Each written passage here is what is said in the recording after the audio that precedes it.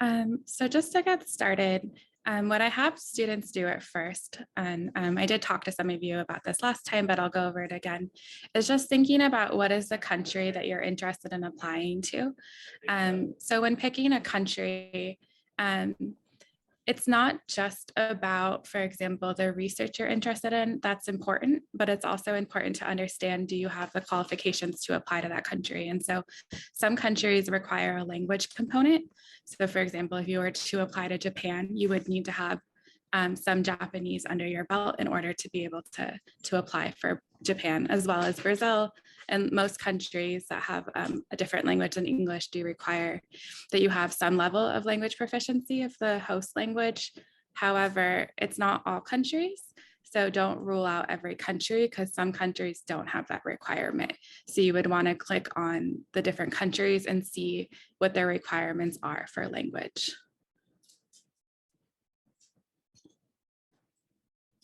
So what we're going to do, we're just going to take a few minutes. And what I want us to do is kind of think about the countries we're interested in applying for. So determine what it is that you're hoping to do abroad. So you can take out a piece of paper, you can write on your computer. Think about, what is the project that you're wanting to do? What are you interested in? And what exactly would be feasible to do in a 9 to 10 month period abroad? Because most of these Fulbright scholarships are 9 to 10 months. Some of them are 6 months, and then some of them are a little bit longer. But I want you to kind of think about, what is the research you're interested in? And what might the project look like that you're interested in doing? And then just jot that down. And then I want you to think about where you could possibly do that project. Which country would be a good country to support that project in? And then what we're going to do is I'm going to go through some of the different countries and just show you how to look at the different requirements that they have on the Fulbright website, and then look to see what awards are offered. Because if we go ahead, there's several different Fulbright awards that one can apply for. You can only apply for one per year. Most students who are applying for Fulbright awards here at CGU tend to be master's level or PhD level students. So most of the students are interested in research, since we are a research institution. So the majority of you will be applying for this Open Study Research Award through Fulbright. Though some students are, which is the one that I did, was an English Teaching Assistantship Award. Some students are interested in education or teaching abroad. They do have an award for that as well, where you do conduct a small research project as well, but it's not a full-on research project as you would do in the open study. There's also special programs with Fulbright. They have one, for example, in public health, but it's not open this year. They also have one called the Fulbright National Geographic Storytelling Fellowship, which is one that I'm really interested in. And this is where they give you skills in order to take your research and learn how to tell it in a story. And then again, we'll look at some specific countries today, but there are specific Fulbright awards for certain countries. So while Fulbright has these general awards, if you were to click, for example, on Mexico, they have a Fulbright award for MBA students. So though these are the main Fulbright scholarships that they offer, there's also awards being offered through each country as well. The United Kingdom is another country that also has several different awards that are university specific. So going back to, I think it was John who asked the question, can I pick the university I want to go to? Many of the countries you can, through the Open Study Research Award, pick the country or pick the university that you want to study at or do research through. But some countries, for example, like the United Kingdom or England, they have specific university fellowships. So you will see like a list of different universities that are offering scholarships. So you would apply to a particular university, which we'll go in depth a little bit about in a second. But what I want us to do, I'm going to stop sharing for just a second. I'm going to show you the Fulbright website.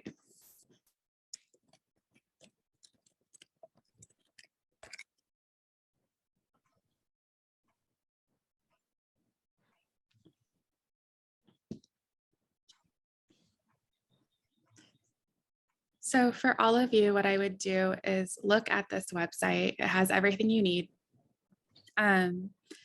be sure that it says Fulbright US Student Program, because there are Fulbright awards out there for academics or individuals who already have their PhD in hand. So if you do have your PhD in hand and you're a postdoc, feel free to reach out to me. I can support you as well, but that's going to be a different path. This particular initiative is really trying to support students who are master's and doctoral students applying for this Fulbright US student program. And in order to apply, you have to have at least a bachelor's in hand, but you can't have your PhD. So if you already have your PhD and you're a postdoc or you're a student who just finished their doctoral studies, feel free to reach out to me. We're just going to have to take a different path from this particular one. So if you were to click on Fulbright US Student Program and look at the countries, it'll show you a map of all the different countries that are offering awards. What you can do is kind of think about where's the area you might be interested in going. So for example, if we go to Europe and we click on the United Kingdom, the United Kingdom is different than a lot of the other countries because they have these university specific awards. If you scroll down to the bottom, you'll see all these different awards that are very much university specific, like Fulbright Newcastle University Award. They also though have this Fulbright Open Award.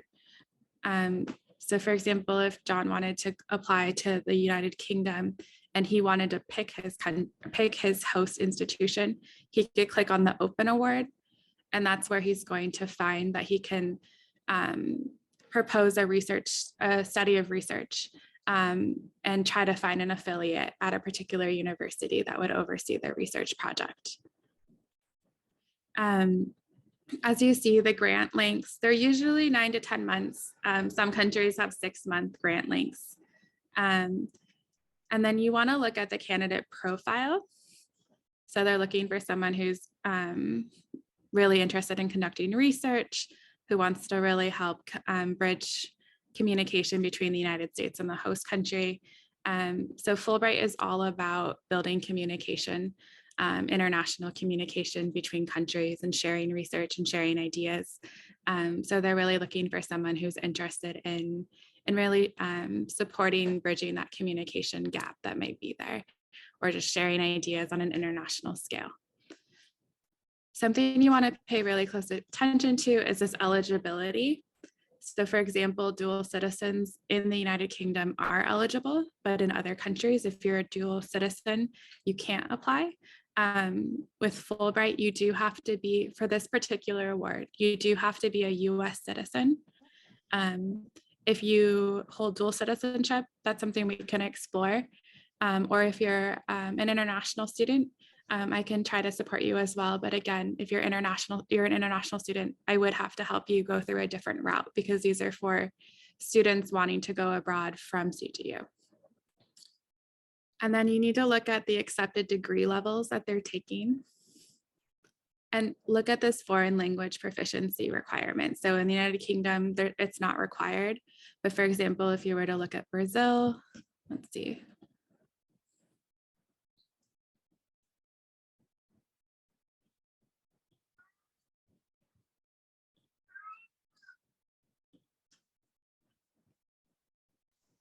So if you look at Brazil, for example, they have a required intermediate level of Portuguese, and they'll tell you what they're looking for.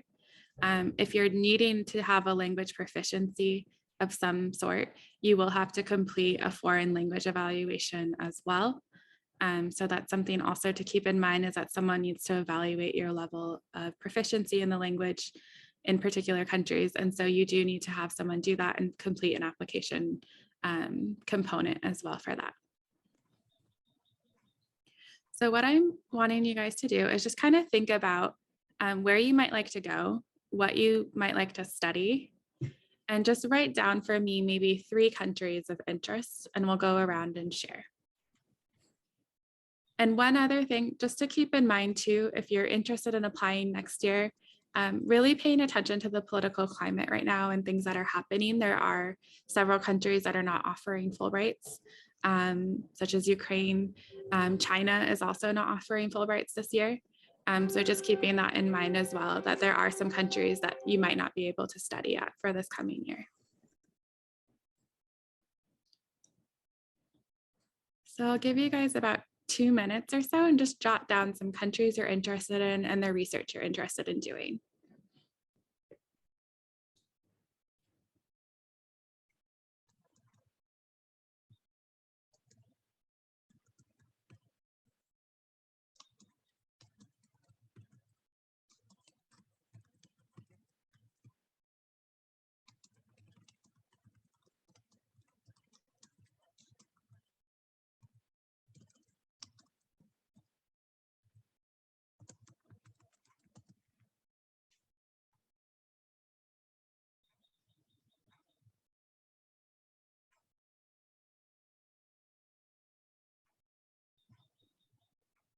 Jason, yes, I can send you the slides afterwards as well.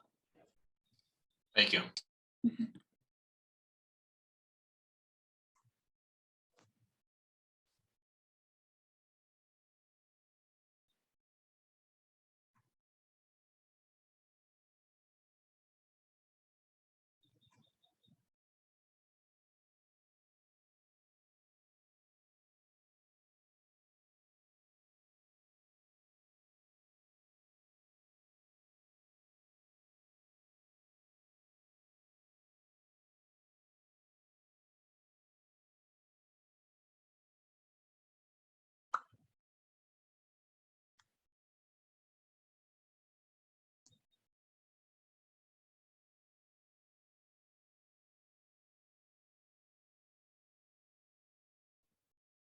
Okay.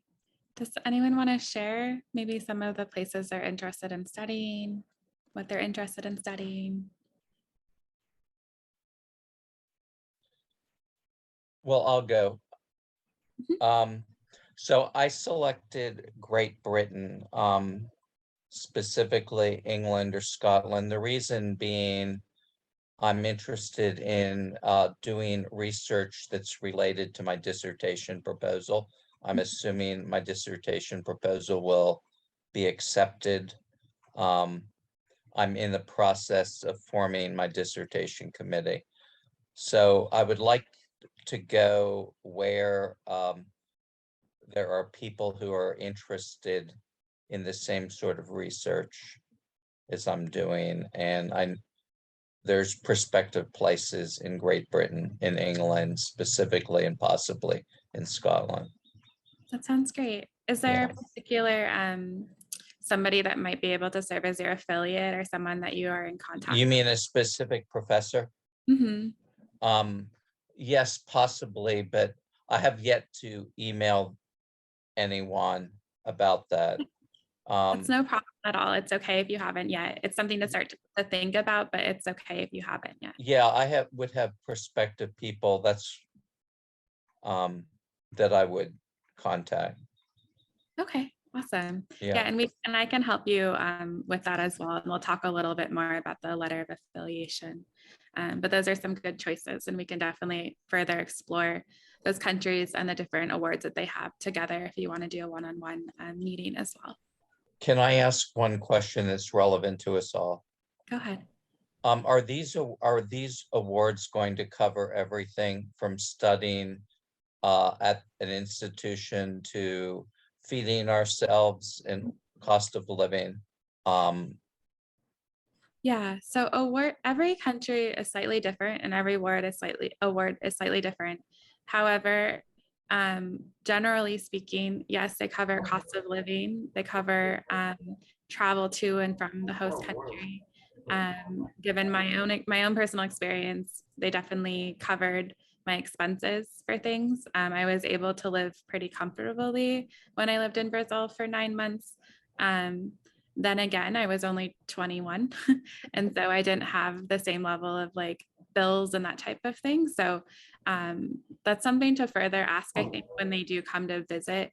What is it like to live abroad while you do maybe have financial obligations here in the US? Because they do tend to cover your like ability to live or cost of living. But then if you're trying to pay for bills and that type of thing, maybe you have a house payment or something like that. That's something also to really ask them about. Ask who? The Fulbright committee, or the Fulbright people that are coming from Fulbright, they actually are going to be coming, I think, next month or later this month. I'll have to check. But they are a group of people that run Fulbright from the US State Department, and they'll be able to answer any specific questions like that. Every country is different. Some countries actually provide a stipend for a spouse as well, or for children. So if you're wanting to move with your family, some Fulbrights do also pay for that, and some do not. So that's something to look into further when it comes to country specific questions. Okay, thank you. Yeah. Gina? Oh, yes. So I'm currently I only have 8 units away from my PhD coursework to finish.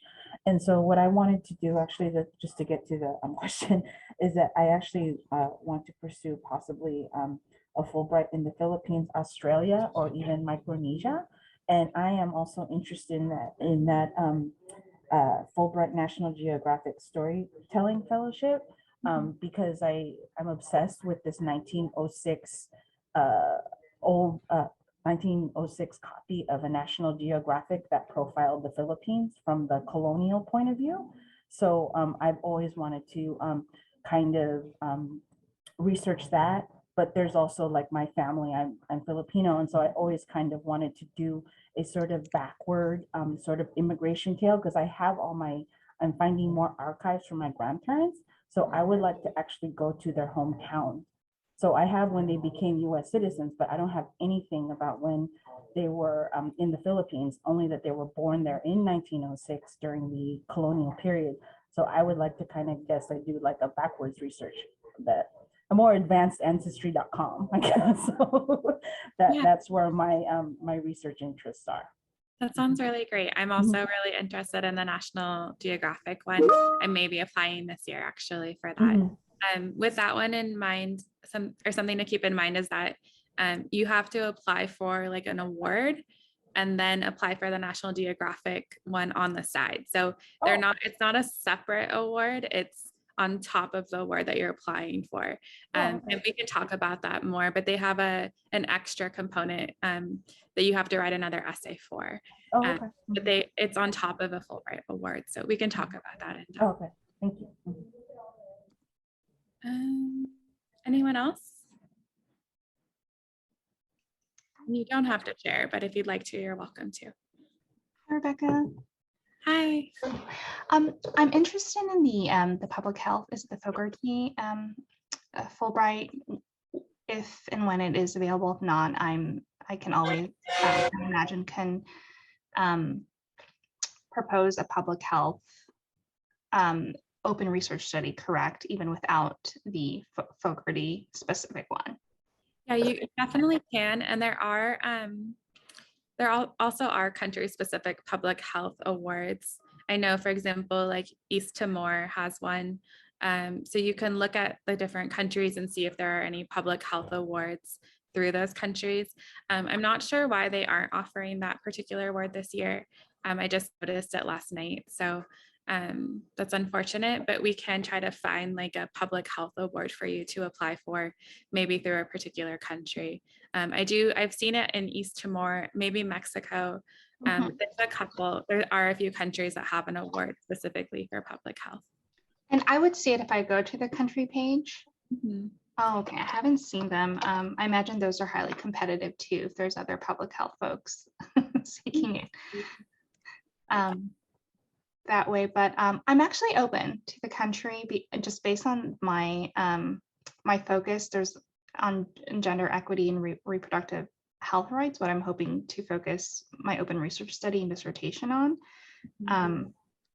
And so that's happening in a lot of the countries that the Fulbright countries have. So I mean, I would probably, if I had to choose based on the past countries that for the Fogarty public health one, I saw that Jamaica, Vietnam, and a couple, I think of maybe southwest, southeastern, or sub-Saharan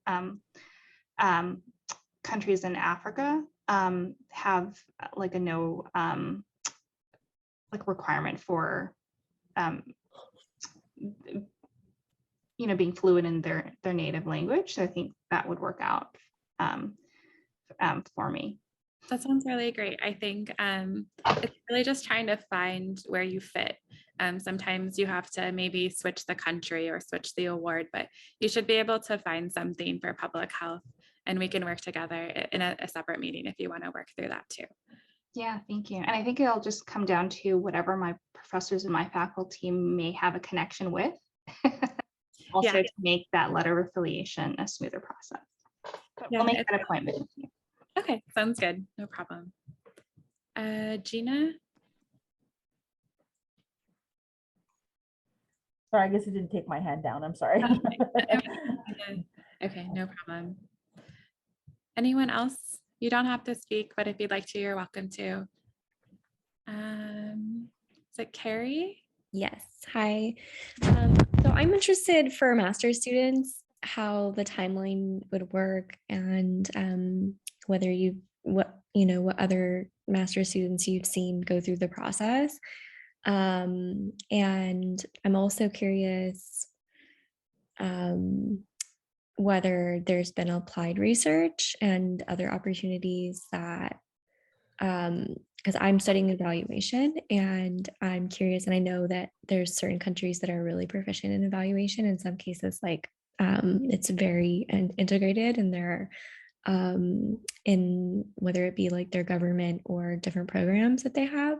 So I'm curious to see, which universities might be good for that. And I have a few in mind that I've seen in the past, but I haven't looked into it yet. So yeah. Are you in like Tiffany Berry's lab? Is that you're in program evaluation? I'm in program evaluation, yeah, and the MS and eval program. Okay, sounds good. I also do some evaluation work as well, so very cool. Yeah, I think when it comes to master's students, and you do need to check this with your advisor because they'll have different maybe recommendations for you. Sometimes universities might let you just stop classes for a little bit and go abroad. But for master's students, I tend to recommend waiting till you finish your master's degree and then taking a year to do your Fulbright after your master's degree is done, and then applying for your doctoral program if you're interested in doctoral studies. If you're already a PhD student, it's trying to work it out with your advisor when it's a good time for me to leave. It's usually after coursework is over and you're working on your dissertation, or you're finishing up your dissertation and you want to do it abroad, like part of it abroad. It's usually though after when coursework is done. So I usually encourage students, if you're a master's student, to wait until you finish your master's degree, but that doesn't mean you can't just stop and then go abroad and then come back. I actually did that because I was in a post-bac program for speech pathology, and I did one semester and then I went abroad for a year and then I came back and finished it. It's not ideal always, so you want to work it out with your advisor or the dean of the department in order to kind of understand, is this the right time to leave? Regarding your second question, I think you were trying to ask like which countries might be well suited for doing evaluation kinds of research. We would have to sit down and kind of think about that. I don't know off the top of my head what would be a good place to look, but maybe talking with Tiffany Berry or someone that's in evaluation work to see, is there a particular country or university or faculty member abroad that would be good to work with or have them oversee your project. Okay, thank you. Yeah. Any other questions? Just to follow up, so for the application process for Fulbright, I mean, what's the typical acceptance rate? And if we're trying to time it, like as you were suggesting, do you recommend just applying like each year? Or, how does that typically work? Yeah, I don't have any statistics on the acceptance rate. It's probably going to be very country specific, and every year the country has different awards being offered and also a different number. For example, in Brazil, they used to have like 5 open research study awards. Now they have 30. So it's kind of hard to say, but that's a really good question that maybe you could ask Fulbright when they come to visit. What was your other question? I forgot the second one. I think that answered it. I was just thinking about like The timeline. how that would affect your timeline. Like obviously, if I wanted to apply and then go as my master's was finishing next spring, or to be able to line that up, I would also need to get approved, right? So I was just trying to think, like, to ensure that that lines up, is it better that we apply more than once, or apply earlier versus later? And I guess I'm really new to it, so I'm sorry, I don't recall the timeline for the application process. So I was late, so I don't know if you covered it, but that would help too. Yeah, so it's a good question. So we just started doing Fulbright applications because it just opened. And what happens is usually students work on them up until the end of August is when you really should have it like ready to go. And then in September, you get interviewed by the Fulbright committee at CGU, and that is made up of several different professors who go over your application and your essays. They interview you and ask you questions, and they write a letter on your behalf stating that they feel that you're a good candidate for a Fulbright. And they will also give you feedback on your application. So your application isn't fully submitted until after they have given you feedback and you have made those corrections or changes, and then you get to finally submit it in October. And so you would submit your final application in October, and then students hear back about their acceptances in January and March and April, sometimes late, like all the way to May. But you wouldn't start your Fulbright until September usually. Every country has a different start date, but usually it's September-ish. It just depends on where you're located. And so if you were to apply right now, you are applying for it's a 22-23 award. So you submitted in 2022, but you wouldn't leave until 2023, if that makes sense. So it's almost like a year from the date that you hit submit. Kind of. It's complicated, but some countries have earlier start dates too, so it's not always a full year. So trying to figure out when's a good time to apply is difficult. Sometimes I do recommend applying at a time that you feel comfortable applying, just because it is a lot of work to just keep like submitting and trying to get it if you don't feel like it's the right year to go. But it doesn't affect you if, say, you applied 2 years in a row. It doesn't affect your chances of getting one if you didn't get in the first time, for example. So would you recommend then just start early? And if you don't end up going, use the same application the next year, or? Yeah, and tweaking it. Yeah, start early. You need a lot of time to complete it. There's lots of pieces. I don't want to say it's like overwhelming because it is doable to get done. But if you want a really nice application, I would say start 4 to 5 months before it's due, which is what we're doing right now. So, yeah. Anyone else?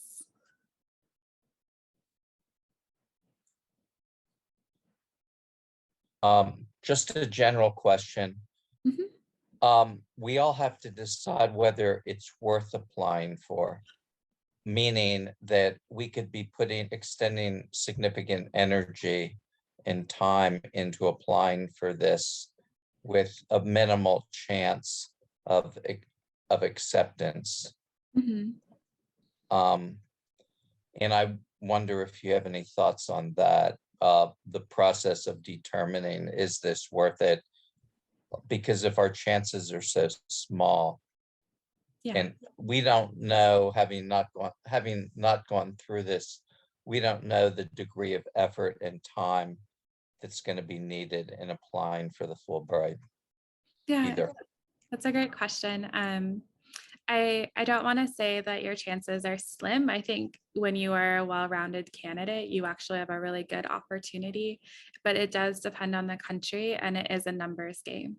And so while people may really want to go to that, apply for that open award in the UK, and there's only one offering, and I don't want to say don't apply for that one. Given just my own personal experience with it and figuring out it is a numbers game. Like sometimes it's better to apply for a country that has, like Brazil has 30 openings, like 30, that is so many more than one. And so like just looking at like the number of awards that are being offered in a country, because I think we just have better odds if you're going to apply for a country with more open awards available.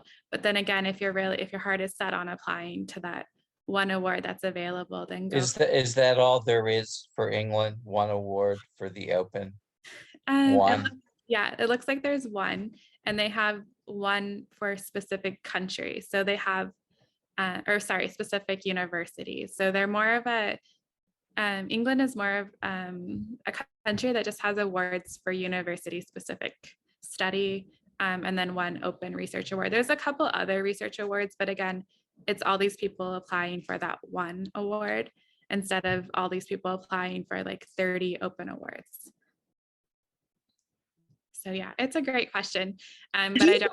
Could you repeat what you just said? I'm so sorry, you cut out in the last sentence. Yeah, I was just saying that, for example, in the UK, they have one award available for open study. They have one award available for a particular university. So when you apply, it's all these individuals applying for that particular award at that particular university, which is only one offering. But if you were to apply to Brazil, they have 30 open research awards, and everyone's applying for those 30, but there are 30 of them. So statistically, I feel that your odds would be a lot better. But I don't know the number of people that are applying either. We don't really have data on that. Thank you. John, does that answer your question? Yeah, well, that's related to my broader question of what are our chances, and it's country specific partly. Yeah. It's very country specific, and yeah, it just depends on the number. I would recommend going for the places that have higher numbers, higher offerings of awards. But maybe you can let us know which countries those are. yeah, I can definitely look through And them. another question will be, since I don't speak a foreign language well enough to possibly qualify, so I would have to choose an English-speaking country, or a country that has English as a second language, that uses English in their school system. Not all, but keep in mind too, not all countries have that language component. So let's say you were going to, I don't know, I think I'm really interested in East Timor because they speak Portuguese. They may not have, even though they speak have a Creole and they speak Portuguese, that might not be a requirement for that country. A lot of the countries too that have unique languages, or languages that are less studied in the United States, don't always have that requirement as well. Does that make sense? Okay. Yeah, but those countries would be they would be good travel countries, but maybe less good for research, depending on what you're doing research in. Like you may not have the professors that you need for your own research. That's possible, yeah.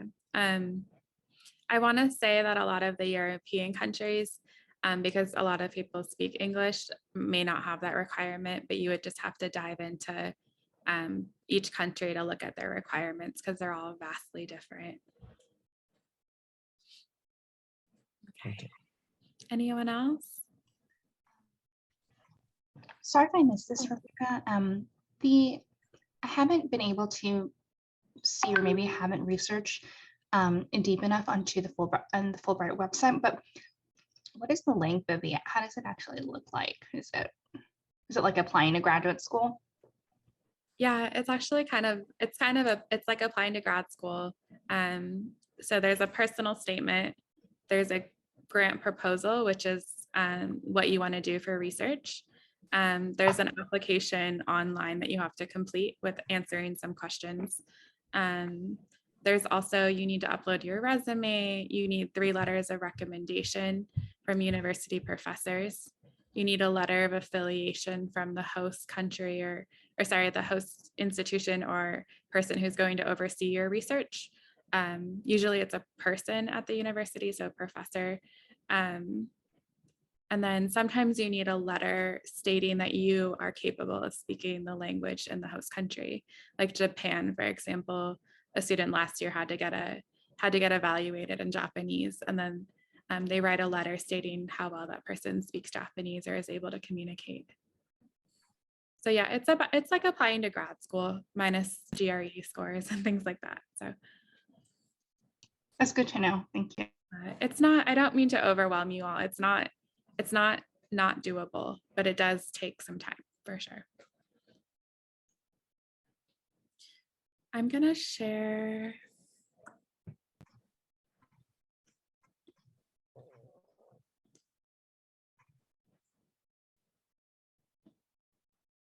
So we went over the types of awards, securing a letter of affiliation. So most countries require that you secure a letter of affiliation for the research that you're wanting to do. So when you do this, you're going to reach out to a particular professor that you're interested in working with. So find the institution that you want to work at, and then you would reach out to a professor at that institution. And you need to have your statement of grant purpose or what you want to do in that host country all ready to go, because you want them to understand the project that you're proposing. You don't want to just reach out and say, oh, I kind of want to do this cool thing like with kids, and what do you think? Like, you want to have a proposal ready to go. This is what I want to do. Would you be willing to guide, at least serve as an affiliate? And they're not necessarily going to be like your advisor here in the US, where you ask them questions about the research you're like collecting and stuff. They may just serve as like this person that's like a go-to person while you're conducting research. So some of them may be very hands-on with you, and some of them you may never even see or have very, very little contact with, but they do need to serve. You need to have someone kind of overseeing what you're doing. So again, you want to contact them as early as you can. So last year, when I was doing this with students, I made the mistake, I feel, that of really getting students to work on their personal statement first and then do their grant proposal. And what we really need to be doing is like do your grant proposal first. So write out the proposed research you want to conduct.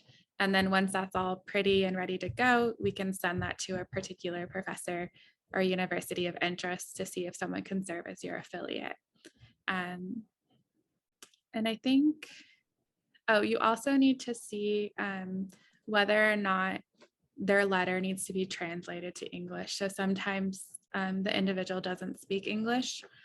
So you may need to get that letter translated as well for the Fulbright team to look at.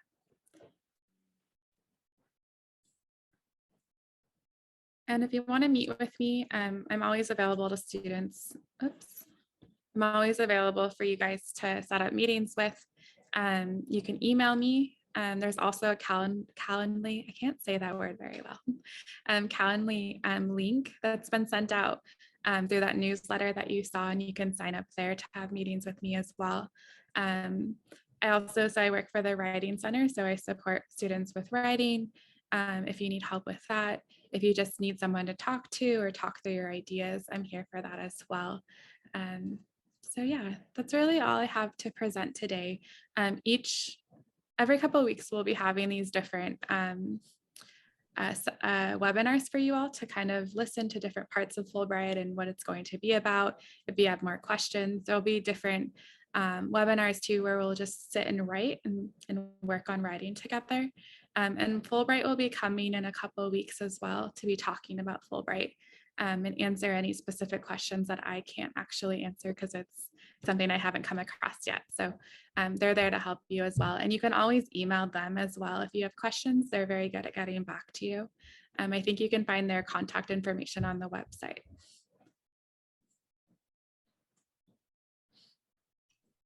Rebecca, can I ask 2 more questions if that's okay? No problem. To clarify, in the beginning, you said that last year was just CGU's. Was that CGU's first year in facility as a Fulbright site? Is that correct? So last year was Fulbright. I don't know if I guess I don't think they were affiliated with Fulbright at all. This is, yeah, so last year was their first year really pushing this initiative. So Fulbright is just one part of the student grants and awards initiative that's being pushed. And so they're really trying to get students to apply for more awards and really think about other awards. Because I did a Fulbright, that's why I'm doing this position. So I don't know a lot about other types of awards out there. But yeah, last year was their first year, and we're really hoping to build like a community on campus where students feel like they can get help with applying for different grants and awards, not just Fulbright. Because you mentioned we haven't had winners, so that would make sense if that was our first year as like an official, like affiliated like university with Fulbright. And the second question is, I'm on the financial aid page. There's if awarded the Fulbright, it's technically does it affect financial aid? Like if I'm getting a fellowship or scholarship elsewhere? That is a good question. Like would it, if you were to get financial aid the year that you went abroad? Yeah, because I see that it falls under like actually, yeah, it says financial aid and fellowships. It's technically, because you would get aid to like travel, like does it go into your financial aid package, and I'm wondering if it would affect, like, does it decrease like my program's fellowship or other scholarships I'm receiving? I think it will depend if you are a student, or if CGU would make you stop being a student for a year and then come back. Oh, I see. Because you technically wouldn't be enrolled in school coursework. But then again, if you're like an ongoing student, you would have to run that by financial aid probably, and maybe like your advisor again. That's a really good question. I'm not really sure because when I did it, I wasn't technically a student. I had left school completely. So I wasn't getting any financial aid of any sort. But regarding the money that you do receive, it usually does cover your whole time while you're there, and you do have to pay taxes on that. Okay. So just keep that in mind as well. And you're not supposed to be enrolled, is that correct? In a class, like say I'm done with courses, but I wanted to, and like, is that a requirement? Like you're not enrolled in like, even like in a independent study or doctoral class? Yeah, you're usually not enrolled in a course. I don't know if that means you can't do it. I'm sure you could maybe do it. I just don't know how that would look. That's a really good question for Fulbright as well. I don't really know the answer to that one. Okay. I have a meeting with my advisor in financial aid anyhow for other things, so I'll double check and I'll let you know too. Yeah, I would love to know what they say about it, for sure. Any other questions? There was a typo, I think, on my email. Thank you. So I just sent you my email.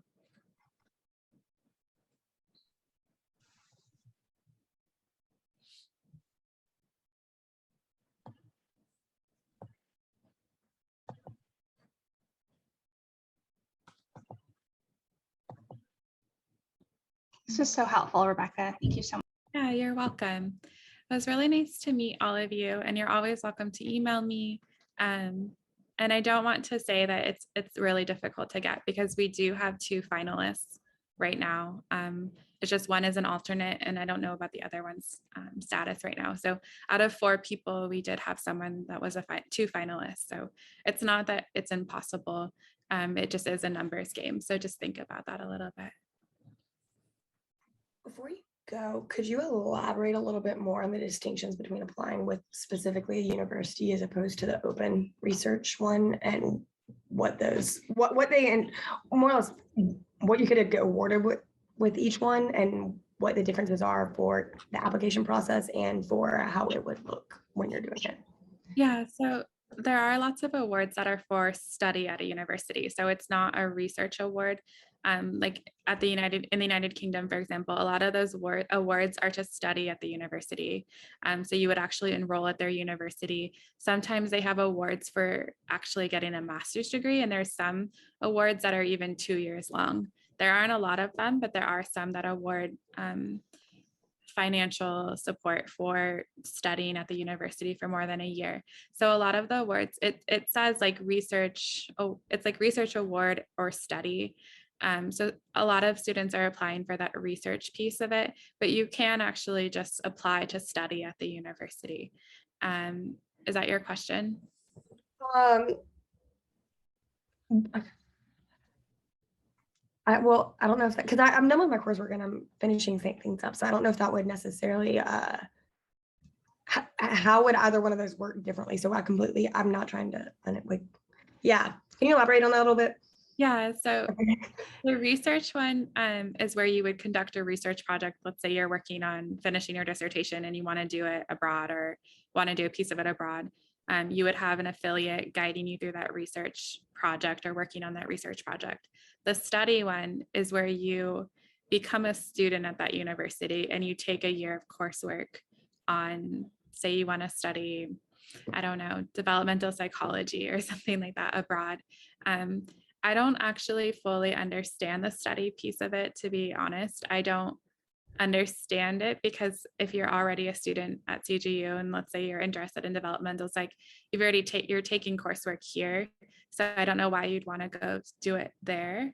But I think it's really more for students who are interested in, who aren't in a program yet and who want to study abroad and do want to do a master's abroad or want to do their doctorate abroad and want Fulbright to pay for it. So for example, like Sylvia is from Spain and she's here on a Fulbright and a lot of her schooling is covered through Fulbright. She wasn't a student at another university. She had already gotten her bachelor's probably, and then applied to do study at CGU, and Fulbright covered her cost to like come here and study. So those study awards are usually, I think, for students who just want to do a degree abroad, if that makes sense. Yes, thank you. Yeah. So right now, still thinking about different things, I'm looking at some stuff, but I've got some stuff I want to work out. So if I have some conversations, I'll be in contact. I'll be in contact regardless because I do want to apply for Fulbright. I'm still trying to look at this option about like extending it for my dissertation because of the data collection I had this last time. I thought I'd be maybe a little bit different position now, but I've had to talk to some people, so it does seem like an opportunity. And I've looked at a few of the awards and I've looked at a couple of the options, but I want to do a Fulbright at some point. I'm glad you're back because I thought you graduated last year and I was like, oh, I thought she was going to do one and then I didn't see you. So I was like, no, I got bogged down in getting just finishing up some of the. I was collecting data. I ended up not getting enough data from where I was, so I'm kind of trying to do it again. Okay. It was like I was tired after back. I was like, okay, well, we're doing it. We got this. I'm so glad that you're still here. And I think sometimes it's good to be bogged down because then you're not, if you have your PhD in hand, you wouldn't be able to apply. So I think it'll work out, hopefully. Nice to see you too. It's good to see you. Good to see you. Yeah. Anyone else before we end today? Is there any last minute questions I can answer? I have one. On the Fulbright people, when they come, you said it's within two weeks or so. Yeah, I need to look at, let me see. It's in April.